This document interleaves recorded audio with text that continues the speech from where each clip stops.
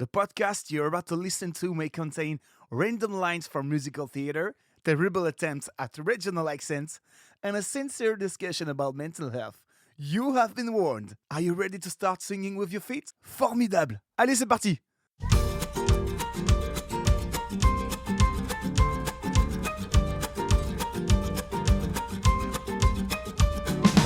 Non, nous ne sommes pas fous, nous ne sommes pas ivres, nous sommes juste dans la joie. Une joie profonde, nos cœurs elle inonde. Cette joie, elle vient du ciel. Non, nous ne sommes pas fous.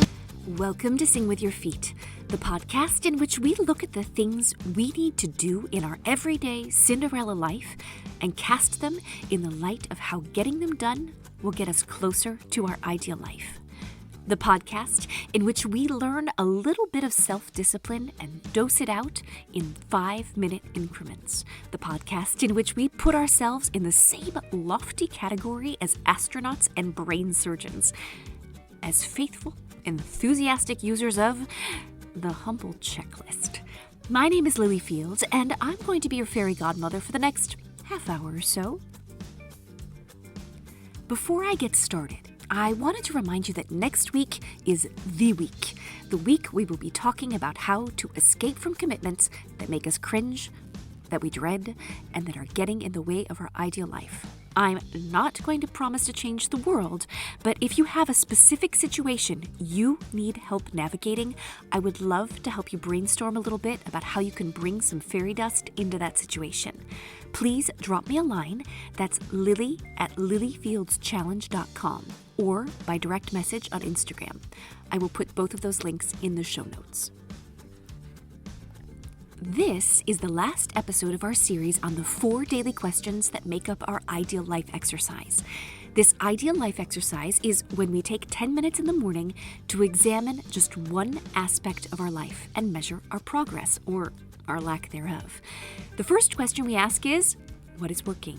The second, what isn't working? And the third, what do I need to think about? So today, we move into the action phase. What one thing can I do today to get me closer to my ideal life? Doing something is how we're going to make progress. But doing something can seem like an impossible task when we have so much stuff to be doing, am I right? I mean, Lily, have you seen my housework list and my grocery list and my tasks I have to do for work? No, I haven't seen yours, but I have seen mine, my dear. And yet I still make an effort every single day to just do one thing in the perspective of getting closer to my ideal life. Yes, it is an effort. Yes, it can feel like a chore, but it is totally worth it. Back in episode 16, which was entitled Take This Job and Love It, I referred to a Hungarian researcher named Mihaly Csikszentmihalyi and a concept he developed that's called flow, wherein we experience that all too rare Shangri-La moment of being in the zone. You know the zone I'm talking about. The one in which you barely got started on what you're doing, and the next thing you know, it's dark out and you haven't even seen time pass. It's that conversation in which you and your partner both have things to say on topics that interest you, and you feel like you could go on forever. It's that brainstorming session for which you don't have enough paper to take all your notes because it's all coming at you so fast and it's all so exciting. I say it's rare because most of our lives are not spent doing things in which our talent or skill level and the challenge we are facing are evenly matched. And just to be clear, that is the essential element of flow, that whatever it is that we need to do or that we perceive we need to do is matched up exactly with the energy, the time, the resources, and the skills that we have. It's rare also because we often have a sense of never having enough time to get into the zone. I mean, dealing with my kids' endless requests for snacks after school does nothing to help me get into the zone. But like it or not, it does fall to me to feed them something healthy. So I don't even dare get started on something that I might enjoy because I know I'm going to get interrupted. And this is how we fritter away our lives. At the end of each day, we look back and we feel like we've accomplished nothing of any value because we didn't do anything that was enough of a challenge to our skills. If I go long enough without doing anything I consider a challenge, then I will start to feel like nothing is working, all the while knowing also that nothing really isn't working either. This is when I can start feeling stuck. So, if flow is a state of being in the zone, of making progress with little effort and lots of enthusiasm, stagnation is exactly the opposite. It's the state of not flowing or moving, or a lack of activity, growth, or development. Obviously, I would prefer to live my life in a constant state of flow, but I will inevitably be disappointed if I were to set that as my goal. So that is why I have this fourth question that I ask myself every day. What is one small, teeny, tiny little thing that I can do today to get me closer to my ideal life? Part 1. Near and far. The one little thing we set for ourselves to accomplish does not have to be time-consuming or particularly novel. It might be something that we already have to do, but it has to be doable, and we need to be willing to celebrate ourselves for getting it done. The more practical the thing is, the better. It could be as simple as calling to make a doctor's appointment that I've been putting off because in my ideal life, I am a person who takes care of my health and doesn't avoid my checkups. Or I take the glass down to the recycling station down the street because in my ideal life, I am a person who keeps a tidy kitchen by having a habit of emptying our recycling bins regularly. Or watering my plants because in my ideal life, I am a person who takes good care of all the living things under my control. When I feel like nothing is happening and when I feel like I am stuck, doing one small thing can be what it takes to dislodge a bigger thing. I have this image in my head of a rock slide. You know, it starts with just a little tiny pebble or two, maybe even just a barely visible mote of dust. But little by little, that erosion will cause the bigger stones to move, and eventually the whole hill comes down. But it starts with just one tiny little thing. Very often, these little things are things that we have to do anyway. They might, to some, be simply considered chores that need to get done. But when I look at them as tiny things that I am doing to get closer to my ideal life, I can almost find some joy in them. You see, I can say that in my ideal life, I am a person who takes care of her health and doesn't avoid her checkups. And I can simultaneously dread calling the doctor and not want to go through the hassle of the whole appointment thing. They can both be true. But by taking the action that I am dreading, I am actually becoming a person who takes care of her health. Suddenly, I am who I am in my ideal life. My ideal life is suddenly a thing that I am really living instead of a thing I am just thinking about. Same with recycling. No, it's not fun to pack up those huge blue IKEA bags full of applesauce jars, salsa jars, jelly jars, olive oil bottles, wine bottles, all those glass containers that I have been shoving into the broom closet with a vacuum cleaner. Nor is it fun to take them down the street, heavy as they are, to that community recycling center. I will admit to a teensy bit of joy at throwing them into the bin one by one and listening to them crash and break, but that's all the joy there is, really. However, when I get home and the broom closet actually closes and nothing comes tumbling out of it when I open it, well, it's a simple kind of joy, but it is joy. I have become a person disciplined enough to do the things that get me closer to my ideal life. And as you can imagine, I will celebrate these tiny little steps because sometimes these tiny little things require just as much, if not more, self-control than the bigger, more flashy, or more exciting things that I need to get done. I will celebrate by sitting down at the piano for a few minutes to play, or sit out on my sun lounger and enjoy a few minutes of autumn sunshine.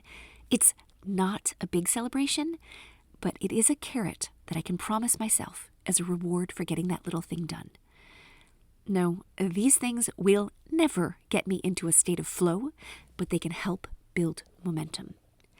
I can't tell you how many times that after I've taken the glass down, I also end up tidying the broom closet. And while I'm at it, I'll just real quick get the vacuum cleaner out to clean up the kitchen. It's a virtuous cycle. A tiny bit of self-discipline to do one tiny little thing can dislodge a mountain. But the mountain is not the goal. It is each day just one practical little thing that I can do to get me closer to my ideal life. Now, this is easy to illustrate when it is doing something like a chore. But what if it's about, for example, relationships, like our marriage or our relationship with our kids? The thing is, we need to be able to refer back to our "in my ideal life, I am a person who" statements. For example, in my ideal life, I am a person who speaks my husband's love language, even though it isn't mine. In my ideal life, I am a person who laughs at my kids' jokes. In my ideal life, I am a person who doesn't multitask when my husband is talking to me. In my ideal life, I am a person who helps my children become generous. These aren't easily actionable statements, I admit that. But I know, for example, that my husband experiences love through acts of service, even though that is 100% the farthest from anything I can understand as an expression of love. So what is one small thing I can do for him to show him that I love him in a way he will understand? Well, what if I put gas in the car? As odd as that sounds, I know that this little act of service will speak more loudly than any number of times I try to give him a hug, which is my love language. If I laugh at my kids' jokes in my ideal life, then I better start practicing. But I haven't always been great at this because, well, they aren't always very funny, and neither am I. They will certainly never learn to be funny from me, in any case. But what if I were to look up a few jokes to tell them and see if we can start developing the kind of relationship in which we actually find each other funny? If, in my ideal life, I do not multitask when my husband is talking to me, then I need to, just today, turn off the podcast I'm listening to while I make dinner. Or maybe stop making dinner and sit down with a cup of tea while he tells me about his day. Whatever the little thing is that seems appropriate at the time, I need to do it. If, in my ideal life, I am a person who gives an example of generosity to my kids, it means that I need to create an opportunity to be generous. Incidentally, this happened the other day when I told the boys that we were going to take some snacks and candy and coffee to their teachers for their break room. The boys learned that showing appreciation to their teachers is a meaningful gesture, and that there doesn't have to be a holiday or a reason to do something nice for someone else.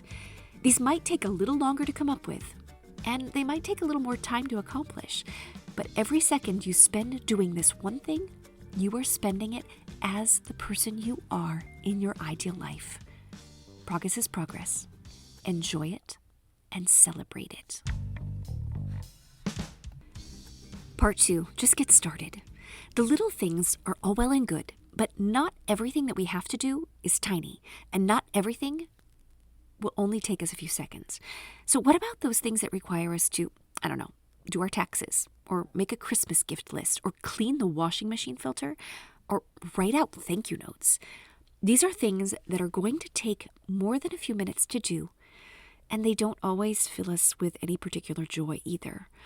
When these things are hanging over our head, it is very useful to consider which part of our ideal life these fall into, or what circles of the Venn diagram of our ideal life overlap at that topic. For example, taxes. We have to do them to be a good citizen, and it is definitely part of the work circle on our ideal life Venn diagram. It can also be part of our marriage circle, and even though this might be a little bit of a stretch, I consider being on top of administrative things as part of gravitas. So creating an ideal life statement that says, in my ideal life, I am a person who is a good citizen and gets my taxes done on time, would be something that I might just do. And perhaps I have just done this minute in order to see that I am making progress. I'm not just making this up now. It's absolutely true. I just hadn't thought about it until just now. And being on top of things like this does make me feel like a boss. So scheduling a day to sit down and do my taxes would be important. Scheduling is great, but it isn't enough. First of all, getting started can be harder than we want it to be. Just getting all the paperwork together can be enough to keep us from getting started. So what I might need to do is to schedule this task over multiple days. One day to collect all the paperwork, another day to download all the forms, and one day to actually do the taxes. What about those other tasks that I need to do? The cleaning the washing machine filter, for example, that will require some mess and a bucket and some rubber gloves. Well, I need to be able to set aside the right amount of time to get it done. And let's be honest, how long a project like that will take is hard to estimate. When it's something I dread doing, I tend to overestimate how long it will actually take to get done. I'll think to myself, oh, I need an entire uninterrupted day to get that done, which is, of course, not true. That is a technique I use to avoid doing the things that need to get done but that I don't want to do. I mean, if I don't have enough time to do it, then I never have to start, right? Just getting started is the goal here. Each time, it's absolutely critical to tell myself, Lily, you are going to work on this for at least 5 minutes right now. I'm admitting to myself that this will take some time, but once I've gotten started, while I may not be in a state of flow yet, if I know exactly what I need to get done and have the elements necessary, then by the time those first 5 minutes are past, I'm in it enough to stop dreading it. My hands are already dirty, so I might as well finish the work. That is a tremendous little rule of thumb. Tell yourself that you need to work on this for at least 5 minutes. The momentum will appear, and you'll usually end up getting more done than you expected. It's not tricking yourself into saying you only have to do this for 5 minutes. You're saying do this for at least 5 minutes. It's just like scheduling time to think. You need to actually schedule for it, and you need to actually have the self-discipline to do what you say you will. But no one said that living our ideal life would be something that would just accidentally fall into place. The upside of self-discipline is joy. It's the kind of quiet joy that feels more like a warm fuzzy blanket than a sparkly sequined evening gown. It's not flashy, but it keeps us cozy in our hearts to know that we did what we said we would do. If you don't believe me on this, then try it. I dare you to, at least for 5 minutes, tackle that project you've been dreading. I owe you a cup of coffee if you don't come away feeling a tiny, comfortable, cozy bit of joy. Elle me fait bondir et vibrer, crier. Elle me donne envie de chanter, danser. Elle pousse à agir, donner, partager. Et tout simplement de sourire, aimer. So what about those things that are just too big? Just too big, and we don't even know where to start. I mean, sure, tiny little things are great, and getting those chores done can help us feel satisfied. But sometimes there are big, sometimes scary things that we need to do, and they can seem like King Kong, and we're just a little Fay Ray. Something big doesn't just happen overnight. A big project or a big change or major progress is made one little step at a time. Have I extolled the virtues of the checklist here on the podcast yet? I know I've done it on the blog a few times, but I can't remember if we talked about it here. Well, no worries. The checklist. Did you know that surgeons use checklists? Pilots use checklists. There are so many details, so many important steps to accomplish, and in a certain order, that scientists, doctors, aviators, astronauts, they all use checklists. You don't have to be a brain surgeon or an astronaut to need a checklist. A checklist is your friend. The process of making a checklist helps you to see all the steps, the tiny little things that need to get done in order to accomplish something bigger. If you know that there is something big that you need or want to do, you will not be able to make progress until you've elaborated the steps you need to take to get it done. To make a checklist is to develop an action plan. So if your ideal life in a certain area has King Kong standing at the entrance gate and you feel like no progress is possible, Maybe you need to sit down and make a checklist of all the little steps that will need to happen to get around King Kong. Keep your checklist handy and add to it whenever you think about it. Many of those little steps are ones that won't require an entire day to complete. Getting tiny, actionable steps done is how you get closer to your ideal life. Remember? Before you know it, King Kong will be purring like a little kitten at your feet. Part 4. When all else fails. What if you have no big thing you want to accomplish? You don't have anything you've been dreading. You don't even have a tiny little thing that you can think of that will get a rock out of your shoe. Honestly, this doesn't happen very often, but it has happened to me.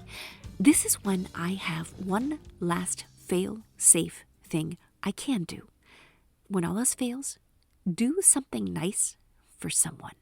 Extra points if it's going out of your way to do something nice for someone you live with. Acting to someone else's benefit shifts the focus, and kindness is such a powerful force. If really you can't think of a single thing that you could do to get you closer to your ideal life, then take whatever time you would have used doing something and use it to be kind to someone else. Take a bouquet to your neighbor or bake a cake for your kids even though it's no one's birthday. Fix the hole in your husband's favorite sweater, note to self. Whatever you do, do it with an ideal life statement in mind. In my ideal life, I am a good neighbor. Or in my ideal life, I'm a person who creates happy memories for my kids. Or in my ideal life, I am a person who takes my husband's concerns seriously. Listen, Cinderella, self-discipline is hard. I know. I live on planet Earth too. That's why including this last question, what can I do today to get me closer to my ideal life, is a game changer. It's incredibly hard to know what would make us more satisfied with our lives if we don't spend time thinking about what it would take to be more satisfied. And once we know what it would take, we can't then sit back and wait for these things to happen. We need to be active, enthusiastic participants in our lives. Assigning ourselves small, doable actions that we can see through to completion is how we participate in our ideal life. Remember, our ideal life is not a destination. It's a flight plan. These little steps are milestones along the way. Setting tiny goals and accomplishing them is how we develop confidence in our ability to get things done. We see progress, no matter how small, and this builds momentum. Momentum is when things start to really change and when we enter into flow. Our challenges and our skills meet the moment.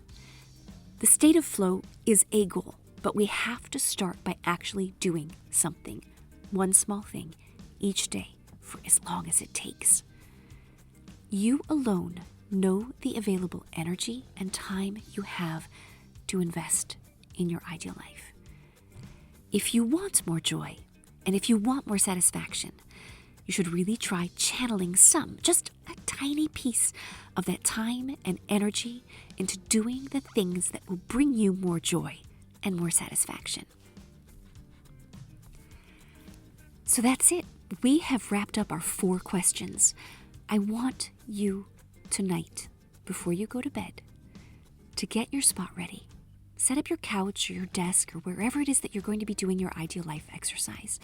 Pick one of your themes, just one of the themes, one of those circles on your Venn diagram. And I want you to write it down on a blank piece of paper. I want you to write out the 4 questions. Number 1, what is working? Number 2, what isn't working? Number 3, what do I need to think about? And number 4, what one small thing can I do today? You're going to set all of those things up. Get your coffee ready so that all you have to do is turn on the coffee machine tomorrow morning. I want you to go to bed and tell yourself, tomorrow morning, I'm getting up a few minutes before everybody else in my home so that I can schedule some time to think. Then, when you get up tomorrow morning, turn your coffee on. Take a second to enjoy the moment. Enjoy the quiet. Enjoy the peace. Sit down. Take your paper, your pen. Start answering those questions. Start scheduling time with yourself to think. This is going to help bring you more joy. One tiny little mote of fairy dust at a time.